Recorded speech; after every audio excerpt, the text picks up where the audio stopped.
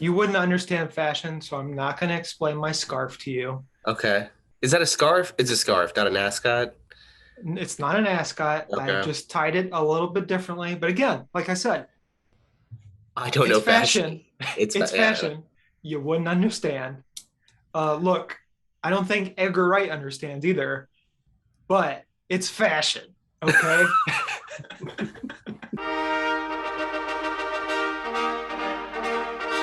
Hey, everybody, we're back for another review. We've watched Edgar Wright's Last Night in Soho, his latest movie his first since Baby Driver. Yes.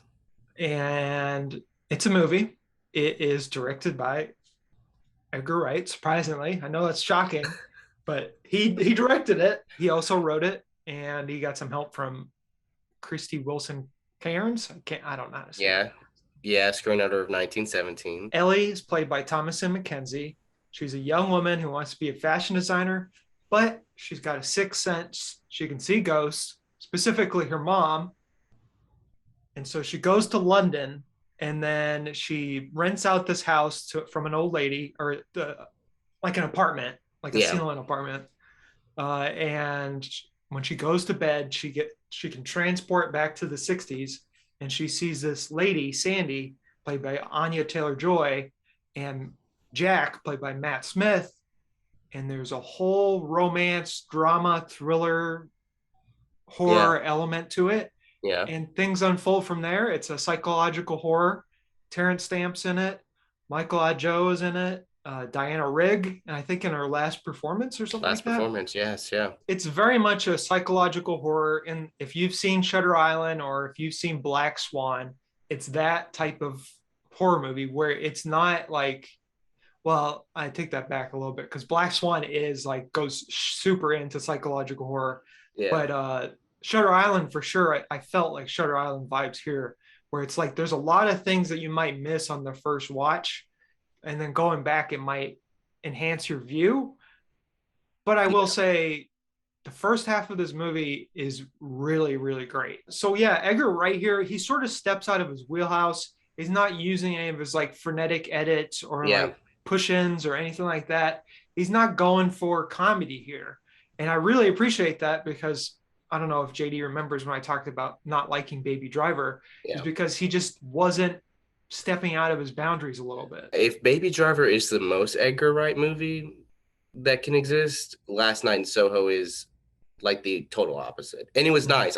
I think I was even a little worried. I was like, all right, well, how is he gonna Edgar Wright this? How is he going to how is he gonna Edgar Wright this ship, you know? The first like really just two-thirds of this movie are like they're just hitting. It's like a throwback, but also just him. It's something new from him too. That and Yeah. it feels like it's a throwback, but in a modern sense. So you know where like Shutter Island is like the psychological thriller. It's like clearly just like not a ripoff, but you know, like it's a movie that's supposed to feel like that movie. This is a movie that somehow feels like a '60s, '70s like psychological thriller, while also like harkening back to that too. Like it pays its respects, but makes its own. The first two-thirds of the movie, it's really helped by Thomasin McKenzie and Anya Yeah. Taylor-Joy.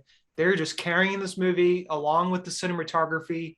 It is Yes. very much inspired by Dario Yeah. Argento, and just like Suspiria, and just like the color is amazing in this movie. There are things in this movie, there are like movie magic tricks that the whole time you're like, I wonder if that's CGI or I wonder if that's real. There's a scene in this that like I could not like I was like, man, that must have been insane to pull off without going into too much detail. But I later saw like on Twitter that there's a video of them actually doing it or they're rehearsing it and how they're actually going to do it, and it just it Oh, makes it, those are the little things that make it like feel just really neat and really cool. It's a treat. Like, yeah, the first two-thirds are like a treat for your eyes, a treat for like people who love the 60s and people who love that like slow burn, weird, like what's going on. It's a little suspenseful. I'm not really sure about what's oh, happening.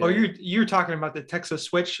Yes, like I Uh, mean, but like the craziest Texas like I don't know if I've ever seen a Texas switch so much like the one that was pulled off because it's just back and forth, back and forth, and part of you is like, it's got to be CGI, and you're like, It's not though, because Yeah. it's just there's so and there's a lot of stuff like that, like all the mirror stuff. The movie for me falls off when the reveal and the turns and the twists and everything's revealed.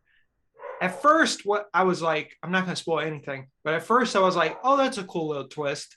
And then whenever the You're talking second about one, the first twist. You're talking about the first twist. Okay, yes, first yes, yes, twist, yeah. yes. And then Agreed. when the next one comes, I was like, well, that makes sense. But Yeah. also, I hate that they did that.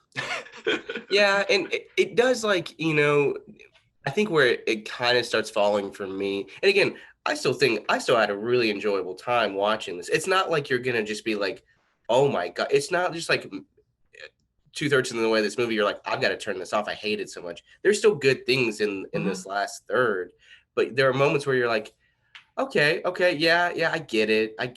But I think that it's going for this, like, there's parts where it's like, yeah, like, uh, like the way that women are treated in certain societies, or even in every society, or the way that, like the things that, people have to do, the things that women have to do to make it to a certain level versus the way men have to do it.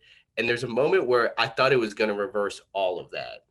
And then fortunately it doesn't. I'm not going to give too much away, but you're like, oh man, like I think that would have been like the kind of nail in the coffin for me. If you're like, like now I feel weird about this. There's just a lot that happens in the last like 15 minutes, and you're like, you're kind of I don't know. It's like you're not left with a bad taste. You're not left with like disoriented. You're just left being like, okay. I mean, I don't have a solution to the problem with the end of the movie. Yeah. But also, I'm sure there was a better way to go about it, and it just didn't happen. It's like Edgar Wright and the other writer. They were just like, oh yeah. This is good. And they get to a certain point, and then like, ooh, like this is good too. And then they kind of like, oh, we got to end this thing.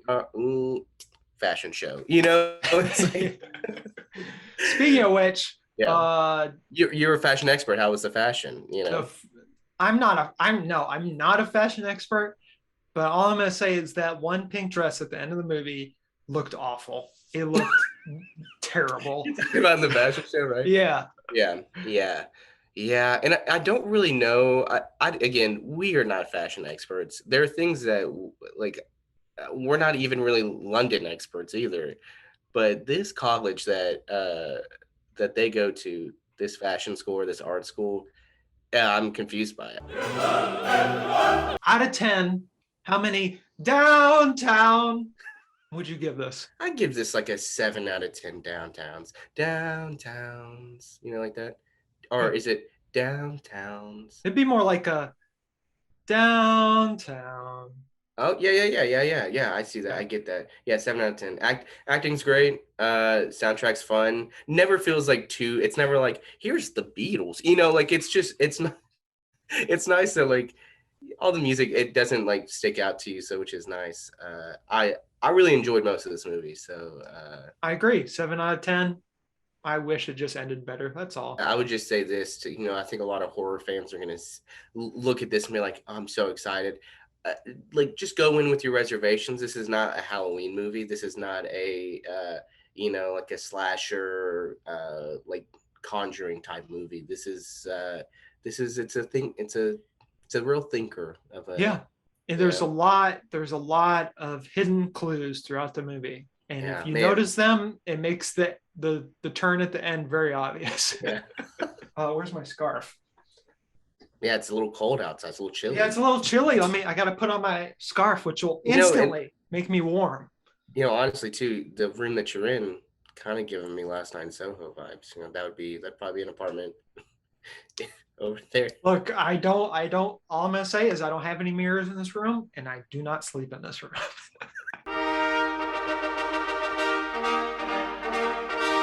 Un esercito di prodi